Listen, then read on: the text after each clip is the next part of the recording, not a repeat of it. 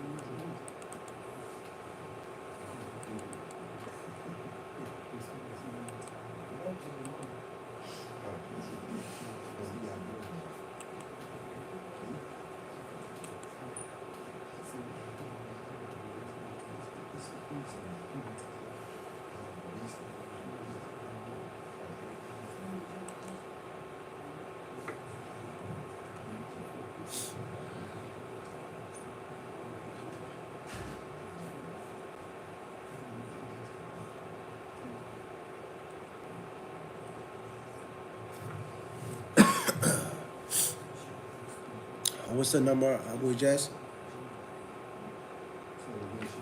What is our number? 46. And Sunnah or Adab? Right here. All right, Barakallah fiik.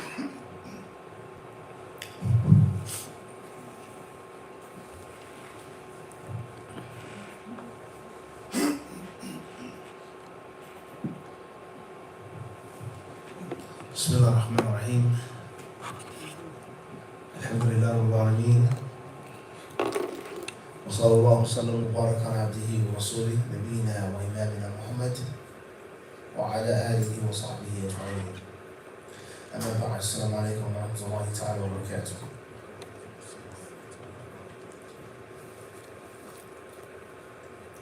Hadith number 4613, the first half of our two-part class, a hybrid style, Kitab Sunnah and Kitab al-Adab. Many moons ago, we explained the importance of this two-pronged attack. The importance of, first and foremost, a Muslim having the Aqidah of the Quran and the Sunnah, and the importance for the Muslim to have the behavior of the Kitab and the Sunnah. And that your belief, what's in your heart, is supposed to be shown and seen in your body, in your limbs, and how you conduct yourselves, how you behave. And how you behave and how you hold yourself as a Muslim is supposed to be a manifestation of what you believe. And the whole purpose of you training yourself and keeping yourself within boundaries and living by principles and being humble and avoiding arrogance and pride and conceit and avoiding cowardice and being generous and honest and brave is because you believe in something. This world isn't going to last forever. This world isn't the ultimate destination. You're not going to die. You're not going to become wounded or injured unless Allah meant it to be.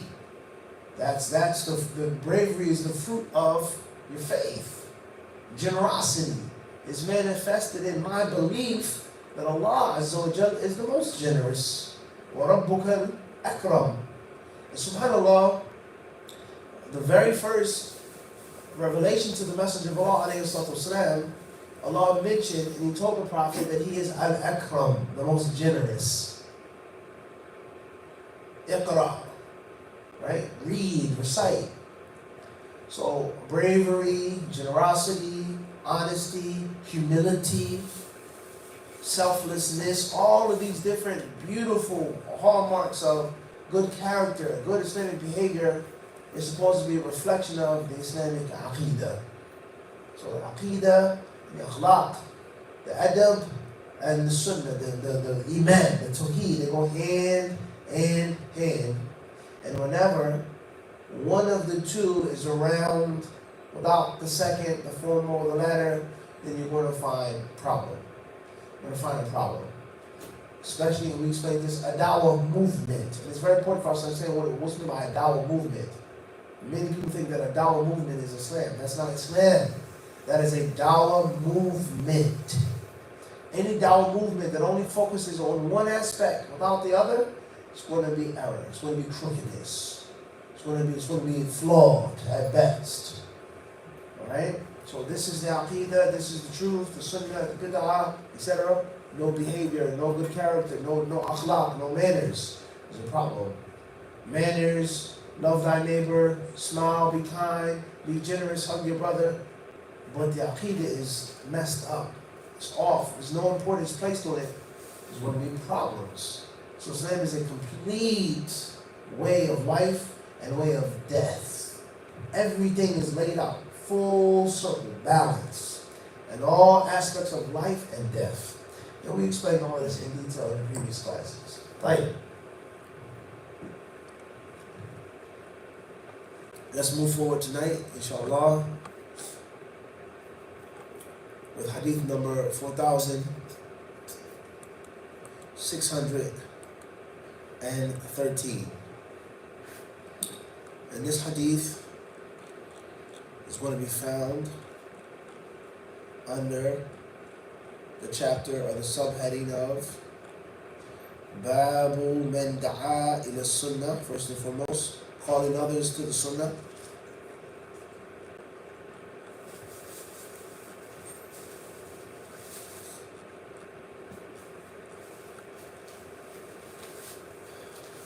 Imam Abu Dawud, may Allah have mercy upon him, he states,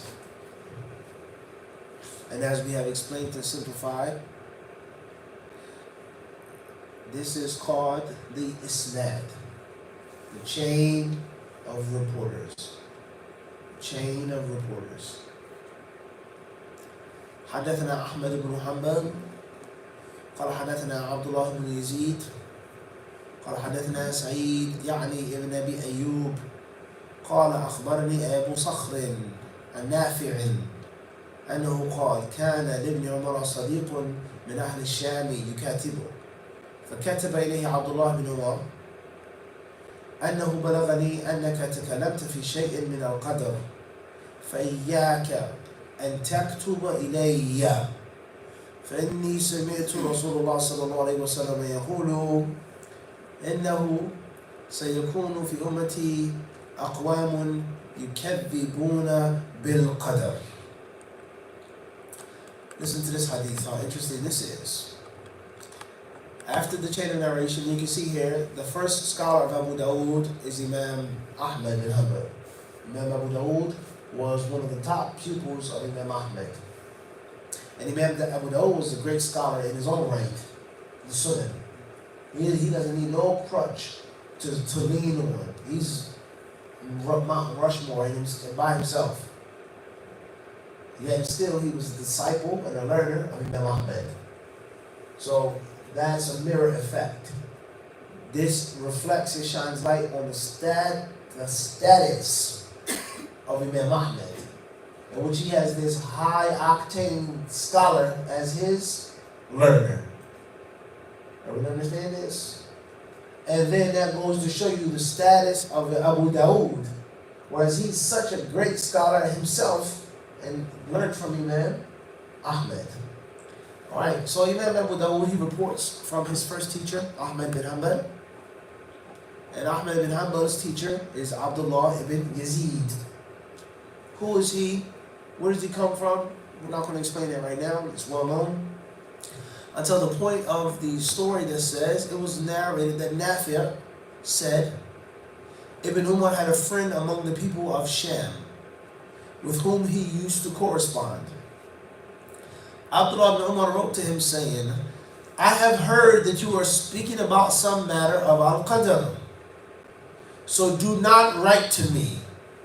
For I heard the Messenger of Allah sallallahu alaihi wasallam say, there will be among my Ummah people who will disbelieve in the Qadar. So let's break this down now. First and foremost, Abdullah ibn Umar has a friend, is Muslim, and this friend is from the students and the learners, wallahu alam, of his level, or afterwards, either or. Abdullah is a Sahabi, so this friend, at least, is from the Tabi'een. He's a successor of the Sahaba, that next generation. Ibn Umar is a companion, and of course Ibn Umar was a young companion. He isn't of the level and the rank of the older companions, age-wise, as far as the timeline. He's young, he's a young man. But nonetheless, he's a Sahabi, he studied with the Prophet. He narrated over 1,000 hadiths from the Prophet, many. So this man, Ibn Umar's friend, was from those who came after the Sahaba, the Tabi'een. So they used to stick with each other. Ibn Umar is obviously, and he's in Hijaz, Mecca, Medina, whatever the case may be, Medina. This man is in Syria, or the Levant, a better word is Shem. It doesn't necessarily have to be Syria. It could be Palestine, it could be Lebanon, right? The Levant, Shem. So they used to write back and forth with each other. They were friends. They would correspond. And one day, Ibn Umar wrote that I've heard that you're saying some very troublesome things about one of the pillars of Iman, Qadar. Now, none of this is written here, but for sure, what's meant by this is, if that's true, and the source that information has come to me from is reliable, we're no longer friends. فَإِيَّاكَ وَأَن تَكْتُبَ إِلَيَّ. I don't want to hear from you anymore. If you haven't learned the basic teachings of Islam, that there is Qadar, it is to be affirmed, and it isn't for me or for you to idly talk and to debate and use philosophical rhetoric, etc., about the Qadar. Because the Prophet ﷺ told us, the Sahaba, there will come a time, there will be people in my Ummah afterwards who will what? They will belie the Qadar. And obviously these people, there are going to be those who openly belie it. There's no such thing as faith. And then there are those who are going to belie it as a result, claiming to be Muslim. So, let me think about this now. If I believe that everything is decreed, everything is made by law decreed, good and bad, then how can I believe that Allah is going to punish people in the hellfire, and the law says in the Quran, He hasn't wronged them. We have not wronged them. They have wronged themselves. They were the wrongdoers. Does it make sense? Allah decreeing something upon a servant, and then punishing that servant for something that he decreed upon them. Clear problem. And in the Quran it also states that Allah oppresses no one. Your Lord oppresses no one. So something's wrong, something's off, this can't be, etc., etc.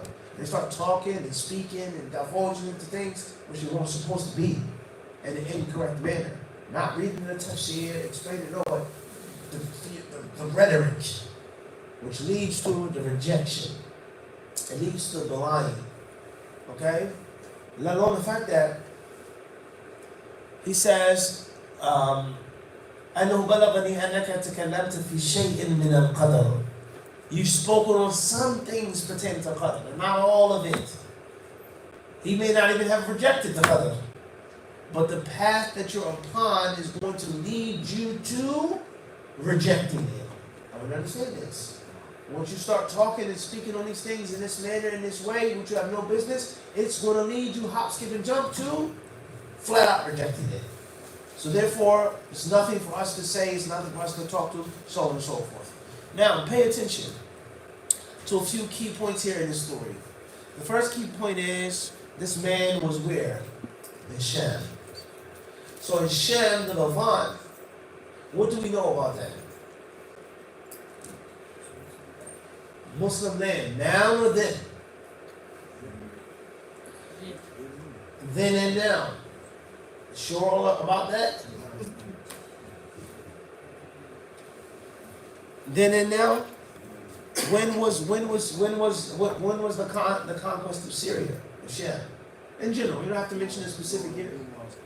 But during Umar's caliphate, Tayyib, who were the champions of Sham? Who were the warriors? Who were the lions that smashed the Byzantines? Household names. No doubt about that. Sa'd ibn Abi Waqqas, Abu Ubaidah ibn Jarrah, right? Yarmouk, right? Battle of Yarmouk, right? Famous, iconic battle. Right? So therefore, Syria was opened up. All of Syria? Everything? Or for sure, the initial stages, and what's important is, if all of Syria was taken, parts, one thing's for sure is that Syria's, the Levant's Islam wasn't as old as the what? The Hijaz's Islam. It wasn't as old. It wasn't as mature. And obviously it was further away from Hijaz. So the purity of the Aqidah there wasn't going to be like, everybody understand this? Everybody, we're on the same page or not? Also, in the Levant there were people of what? Who did they come across? Christians, etc., etc. So there are all different types of philosophies there, more. Mecca, Medina, Hijaz, Taif, so on and so forth. It's simpler. Mushrik, Yahudi. That's it. End of discussion. A few Christians here and there. But Iraq, the Levant, this place, that place, is all different types of what? Deans and splintered, factions and denominations of those Christians and Zoroastrians and etc., etc., etc. Everybody understand this? Henceforth, someone coming into Islam without getting all of the knowledge, the proper tarbiyah, etc., not letting go of what he's supposed to let go, is going to be faith, attributes, this, that, da. Everybody understand this? And the same applies to, it's a historical fact, the different groups of the Muslims to this very day. You find their origin came from Central Asia. It came from this part, it came from that part, and a lot of the old pre-Islamic stuff, it crept its way into Islam. It crept its way into the Muslims, and it just took a Muslim identity. But if you look at the core of it, it's based off of the pre-Islamic era. So that's the climate of this narration. His friend was in Sham. Sham wasn't like, you understand this? So a big reason behind this, and Allah knows best, is that that man was affected, or he wasn't fully cleansed, or whatever, because of his location. And that goes to show you the importance of the quality of your location, who you're around, who you sit with, who you live with, and how it has a direct and indirect effect upon you. The people that you are around. You're around a lot of Christians 24/7. You're around a lot of Muslims. What happened? We're on the same page or not? And we take that and dissect that from the part he says he had a friend that was from Ahl Sham. Not that he went out there with the conquering Sahaba, but he was originally from there. Everybody understand this? Everybody with me?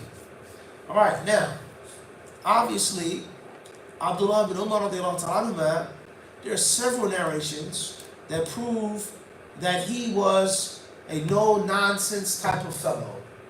He didn't play around when it came to anyone or anything that was going against the Sunnah. Did that person have an excuse? Could he have been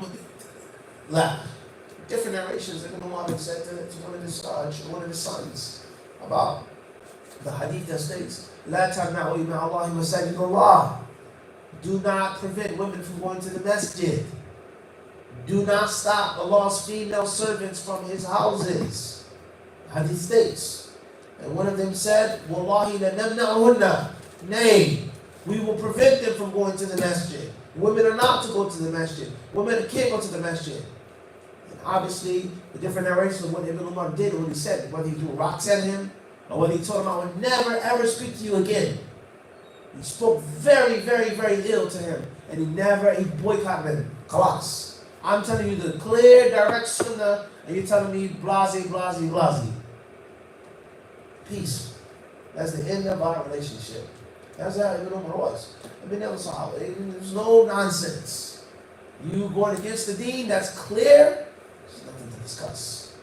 Everyone understand this? And obviously, in today's times, no doubt, there are times, the Sunnah, the Prophet ﷺ, there are times in which you have to be harsh and firm and stern. And there are other times in which you have to make an excuse for a person and speak to that person. The person may be ignorant. They may not know.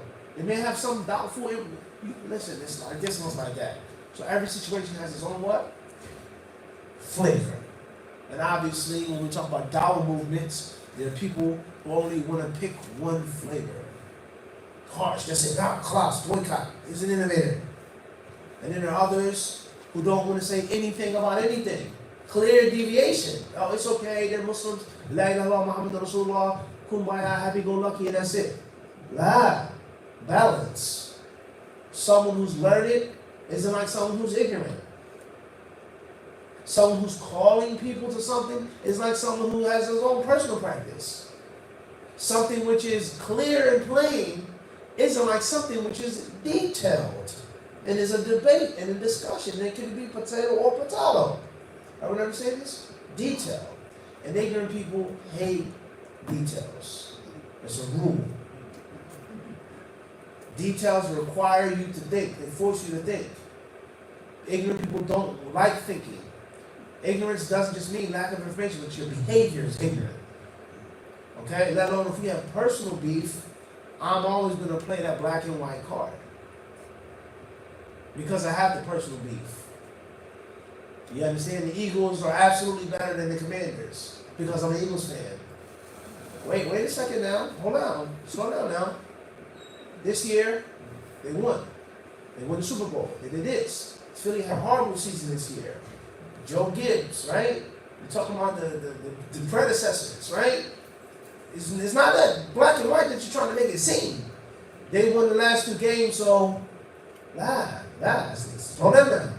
There are times in which the Commanders, the Redskins, trash the Eagles.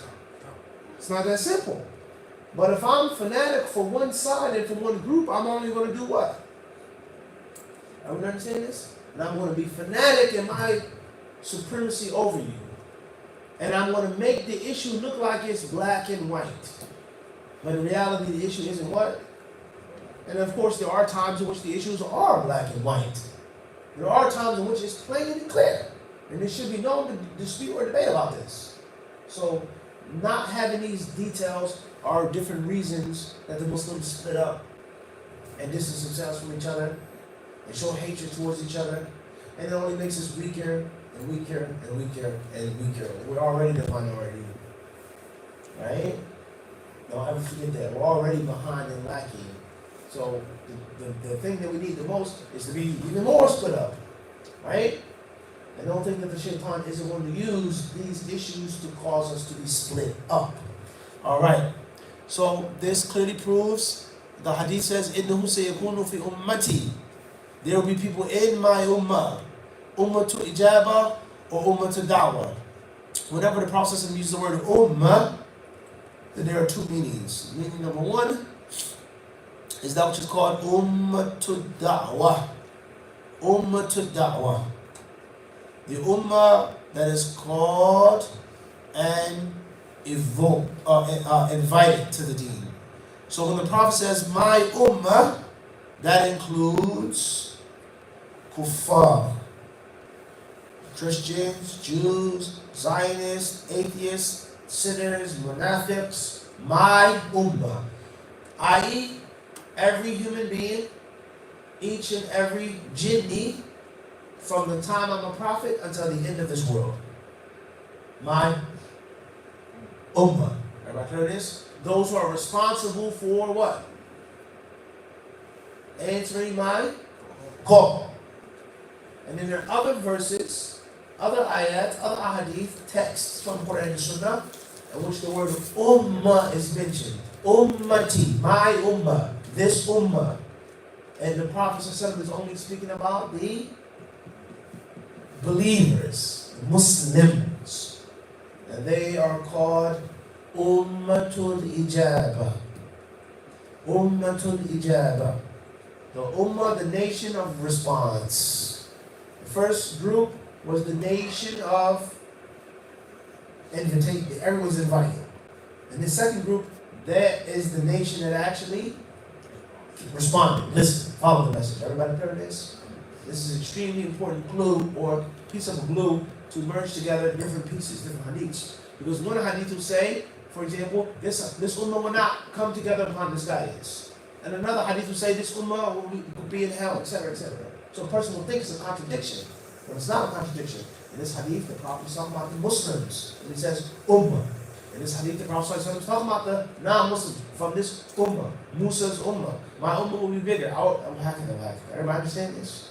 And Allah Azza wa Jalla tells us in the surah, the chapter of Jonah, Yunus, وَاللَّهُ يَدْعُو إِلَى دَارِ السَّلَامِ وَيَهْدِي مَنْ يَشَاءُ إِلَى صِرَاطٍ مُسْتَقِيمٍ. Was translated to mean, and Allah guides, وَاللَّهُ يَدْعُو إِلَى دَارِ السَّلَامِ. Allah guides to the abode of peace. وَيَهْدِي مَنْ يَشَاءُ إِلَى صِرَاطٍ مُسْتَقِيمٍ. And He guides whom He wills to the straight path.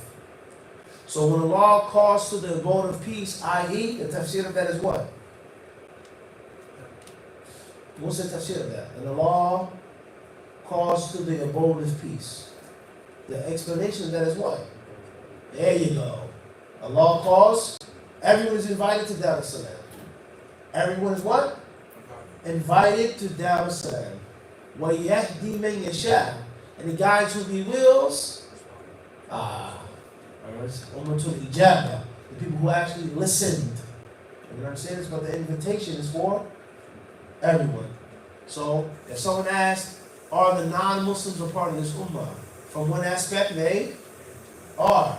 From another aspect, everybody turn this? Moving forward.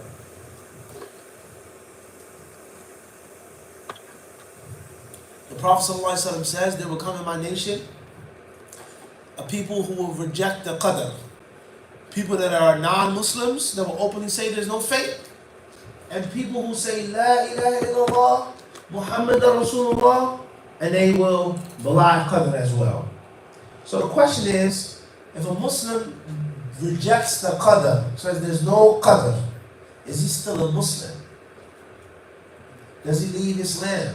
Him rejecting one of the pillars of Iman. Secondly is, what's meant by yukadhibun? They will reject and disbelieve or belie, and how? I.e., there is a line, there's a connection between innovations and disbelief. It's a fact. Bid'ah and kufr. And there's some innovations which are kufr, and some innovations which are means of sin. So there are different groups and schisms from among the Muslims who have different aqidas, and the aqidah leads to disbelief. Versus, it's clearly wrong, but it doesn't render them to be outside the fold of Islam.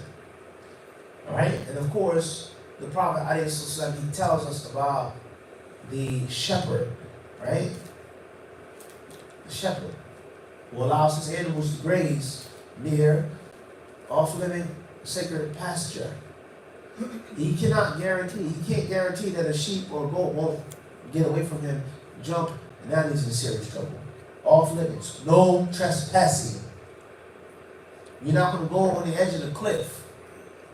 Anything can happen. The wind blows, you drop your phone, next thing you know. So talking about the Qadar in this manner, speaking about it philosophically, this and that, and so on and so forth, that's going to lead you to what? And that's dangerous. Extremely dangerous. Right.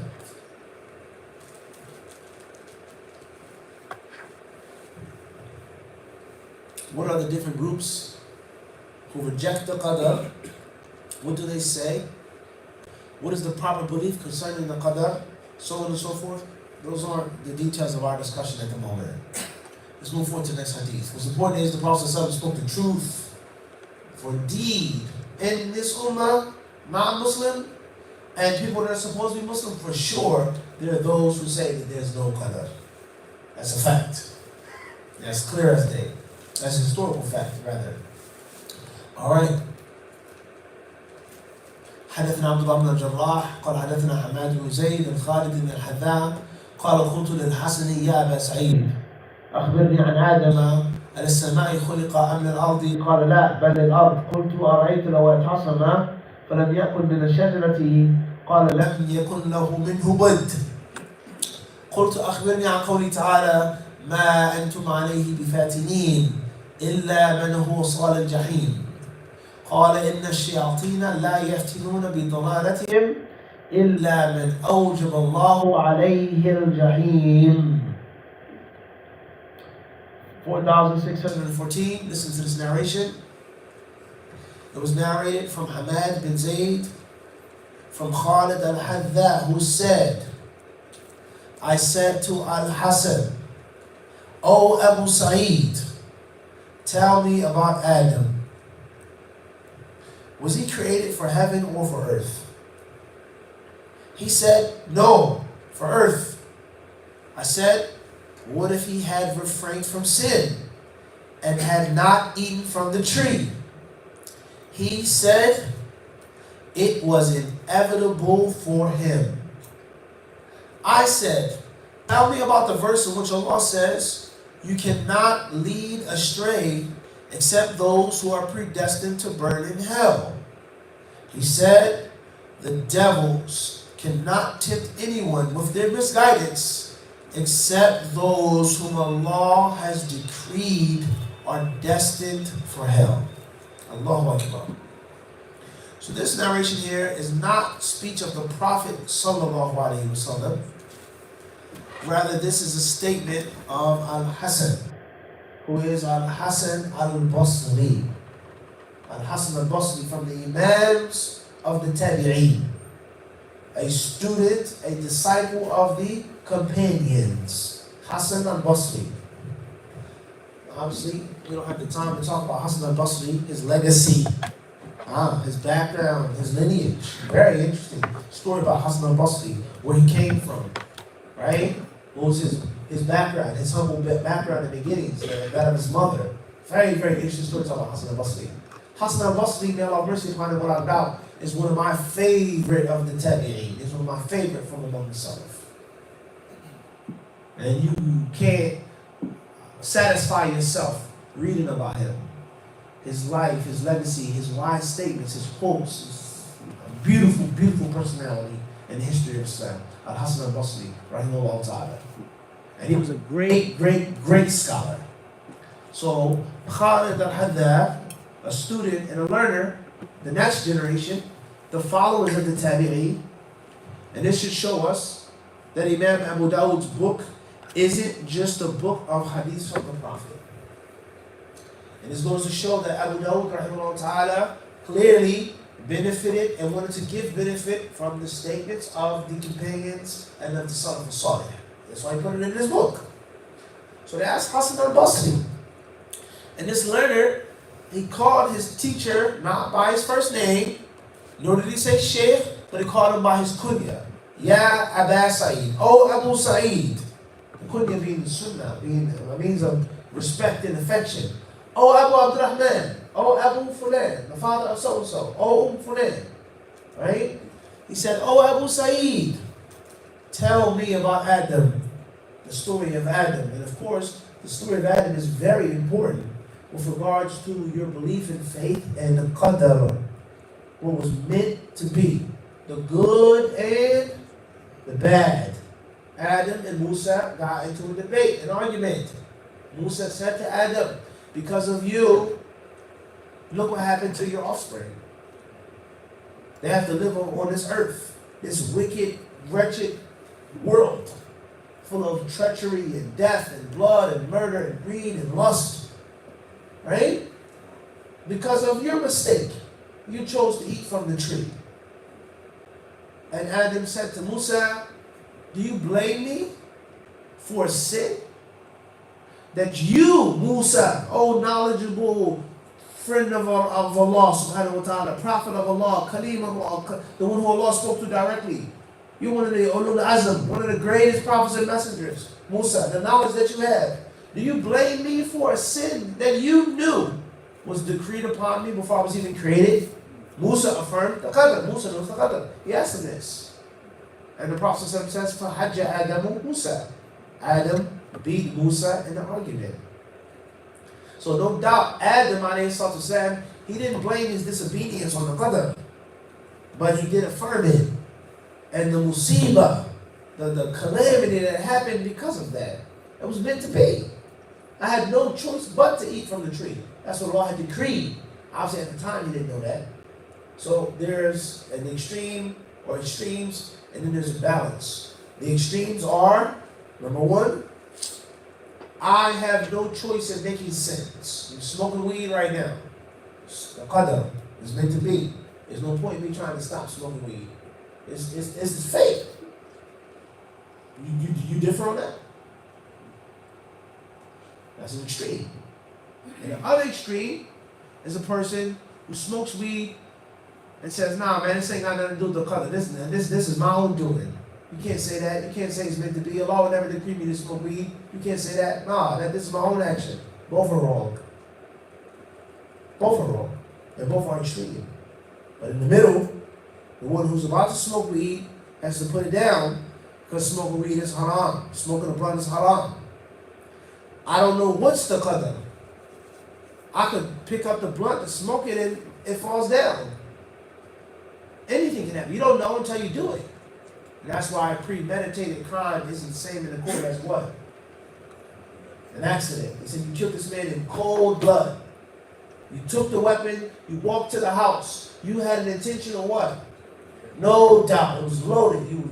The malicious intent to shoot him. Versus we got into a scuff when I happened to be what? Quicker than he was. With my 6-shooter, and things got out of hand really fast. Unfortunately.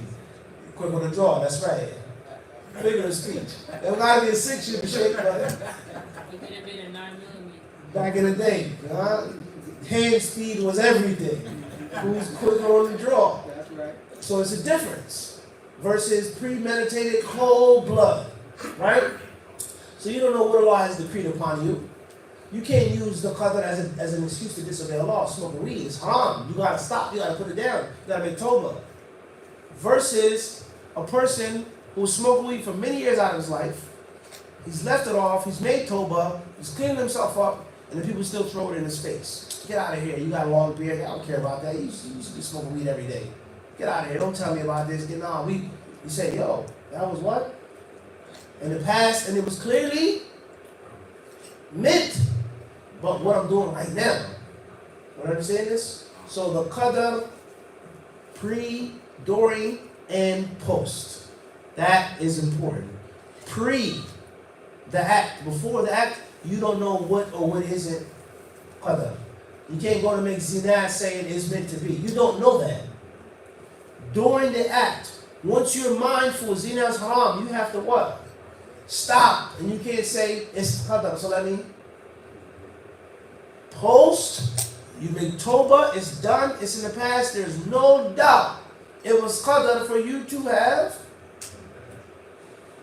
I don't understand this. It's that simple. Alright, so he asked him, was Adam made, was he destined for the heavens or destined for earth? Hasan al-Basri said, on the contrary, he was made for earth. He was made to be here. So, the learner, Khalid al-Hadad, what would have happened to Adam if he didn't eat from the tree? If he didn't listen to shaitan? If he wasn't tricked by shaitan? If he didn't forget? If he didn't disobey Allah? Hasan al-Basri said, لَمْ يَكُنْ لَهُ مِنْهُ بُدْ. It was inevitable. It was going to happen.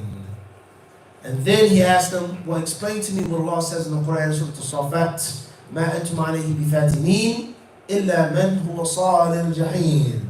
You can't trick, you can't deceive, you can't lead astray except those who are Sa'al al-Jahim, made to burn, made to roast.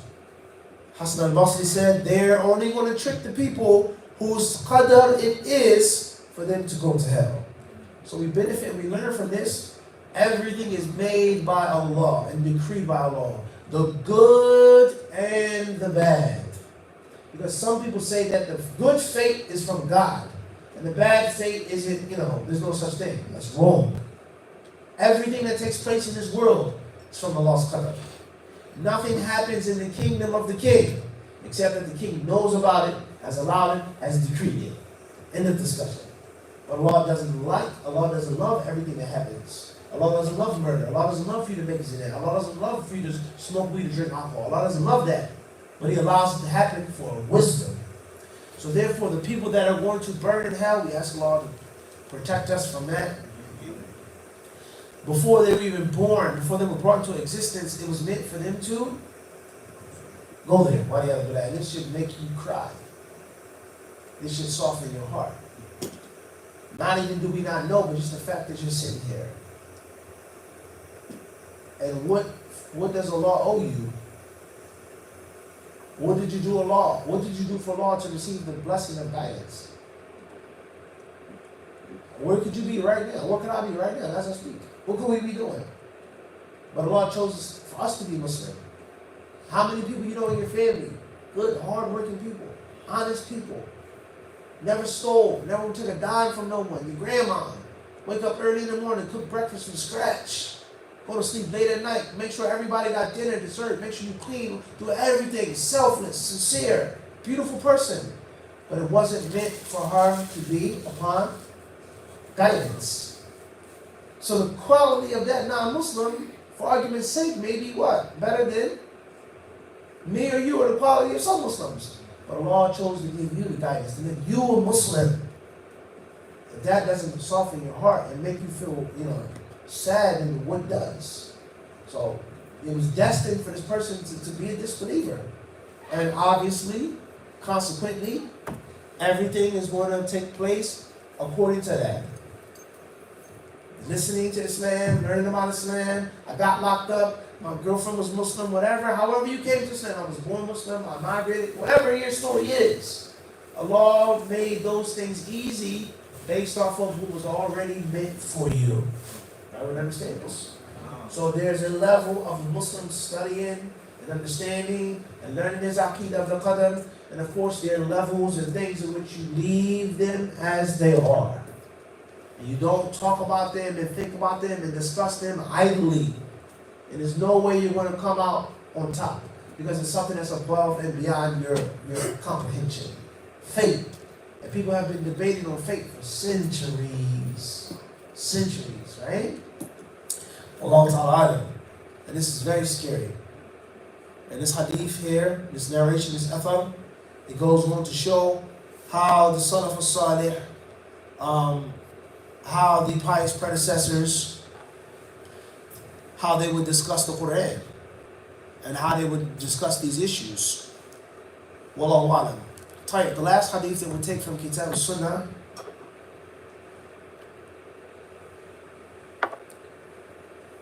author says حدثنا موسى بن إسماعيل قال حدثنا حماد قال حدثنا خالد بن الحذاء عن الحسن في قوله تعالى ولذلك خلقهم قال خلق هؤلاء لهذه وهؤلاء لهذه.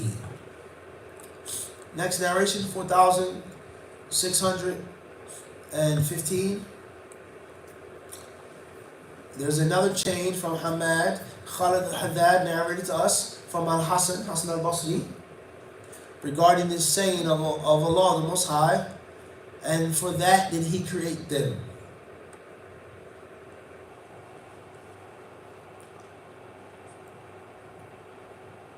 Quranic reference 11:119, Surah Hud. وَلِذَلِكَ خَلَقَهُمْ. He said,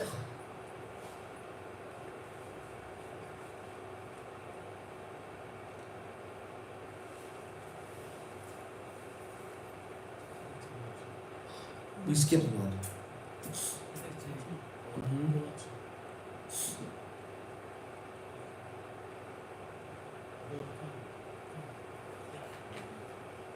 So we didn't skip it. I just went back down too far.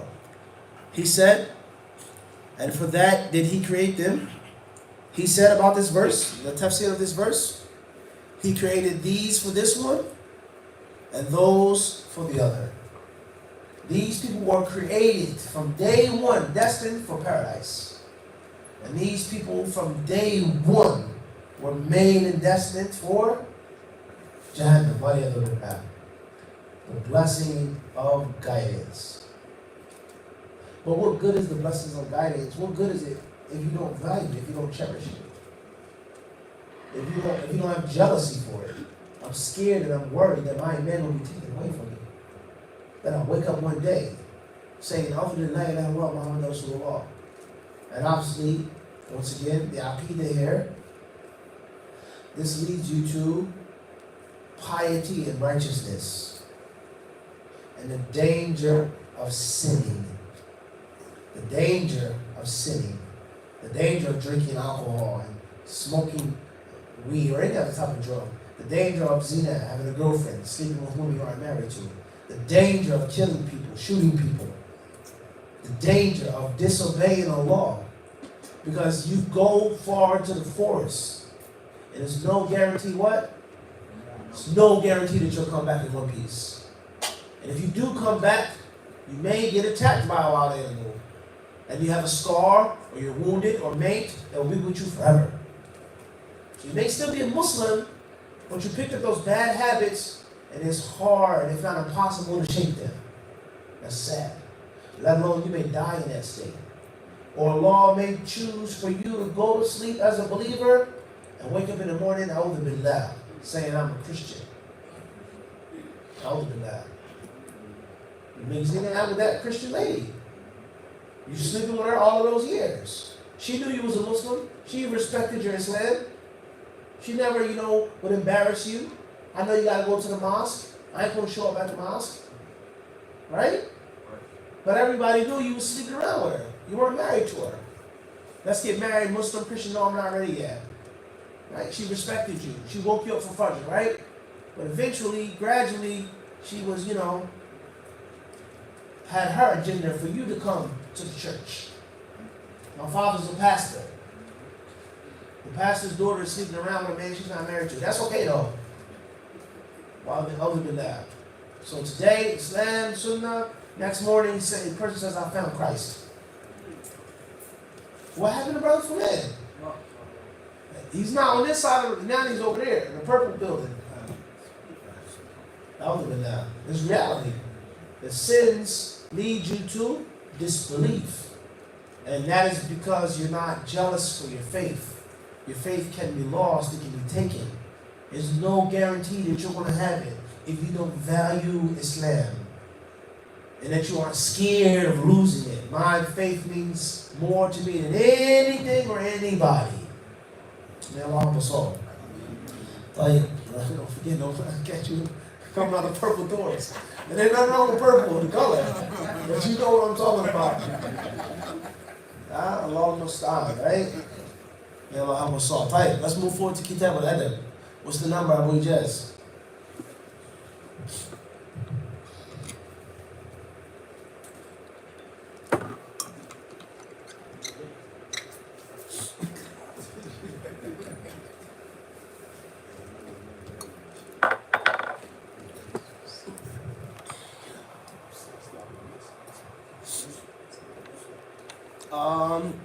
We can make the event now, finish the class, pray, then afterwards we do the Q&A, inshallah, if that's okay. Inshallah. I just need that number, Sheikh. That's it.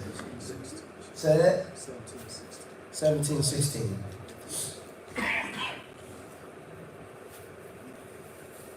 $17? And Adam? We had 46, Sheikh. Okay. Jazakallah khairan.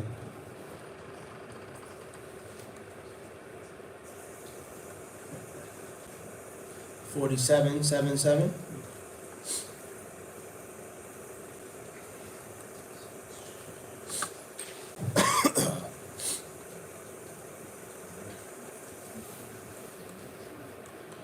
47. We can make the adhan now, please, inshallah.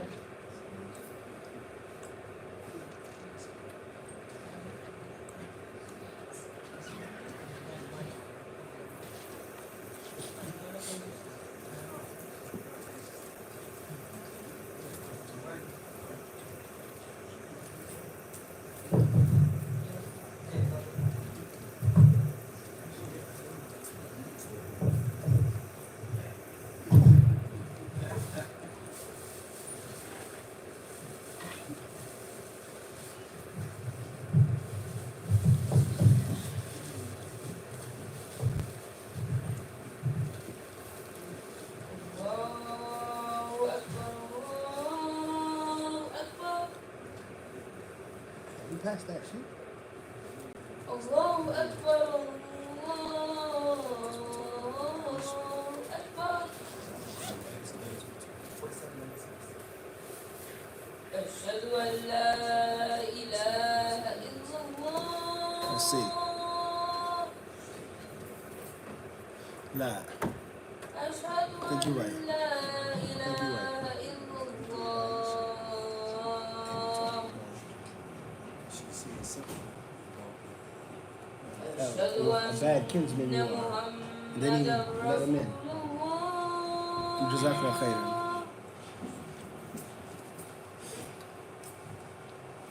Ashhadu anna Muhammadan Rasulullah. La, Sheikh. Hayya ala salat. That's right. But we even further back. Let me see something. Hayya ala salat. La hawla wa la quwwata illa billah. Hayya ala al-falah.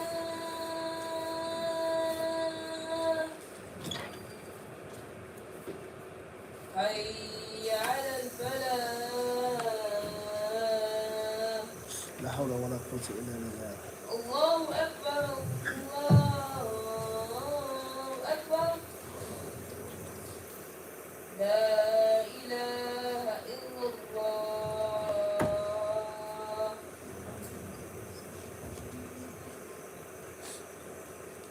La ilaha illallah. Tamam, salatu al-qadr. Ati yakunu yasiru fi dunya ma fi maqamin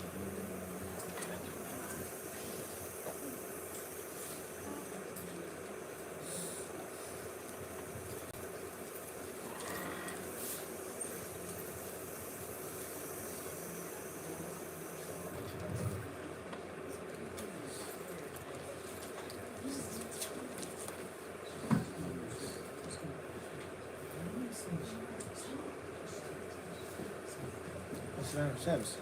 Good to see you.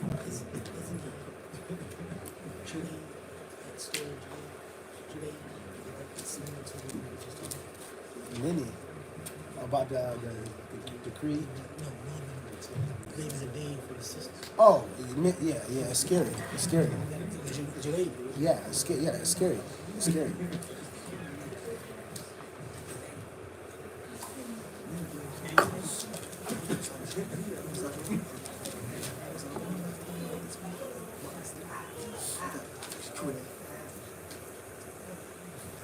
No, you're right. We did do this last. You're absolutely right. So we spoke about suppressing anger. Okay, so I'm off. Then it can't be 47. Alas. Then like that's clear.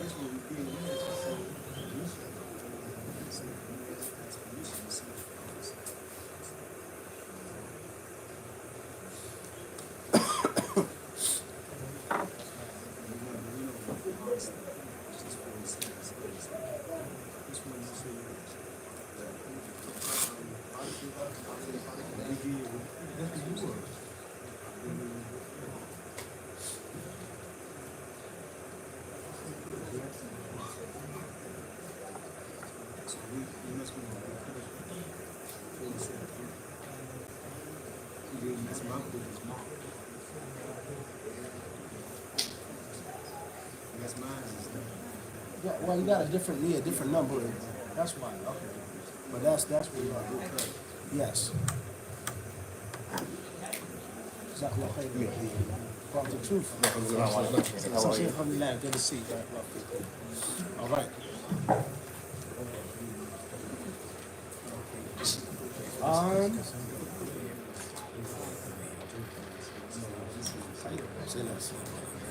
خلاص.